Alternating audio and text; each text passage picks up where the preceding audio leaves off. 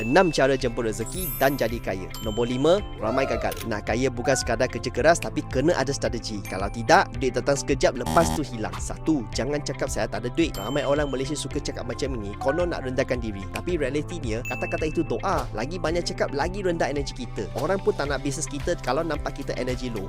Sila follow Jason, like, save, share dan repost ilmu ini untuk kawan dan keluarga supaya anda juga bantu mereka jemput rezeki dan jadi kaya. Jangan lupa komen saya nak. 2. Ubah mindset. Saya boleh, saya kaya. Orang berjaya selalu positif tentang duit. Bangun pagi, cakap saya boleh, saya makin kaya. Ini bukan sekadar ayat tapi program otak untuk tarik rezeki. 3. Jangan buang duit siling. Nampak siling 10 sen jatuh, ambil. Sebab setiap sen ada orang rezeki. Buat satu tabung khas untuk semua duit kecil. Ini signal kepada minda bahawa sedar yang kita tahu menghargai rezeki. 4. Belajar rendahkan ego. Kadang-kadang buat-buat tak tahu lebih baik daripada tunjuk pandai. Orang suka bantu mereka yang humble, bukannya asyik nak betulkan semua benda. 5. Rajin bagi hadiah. Ramai takut rugi bila bagi hadiah. Tapi cuba fikir, bila kawan kita bagi kita hadiah kita suka, kita gembira kan? Orang kaya pandai berkawan dan hadiah kecil boleh bina hubungan besar. 6.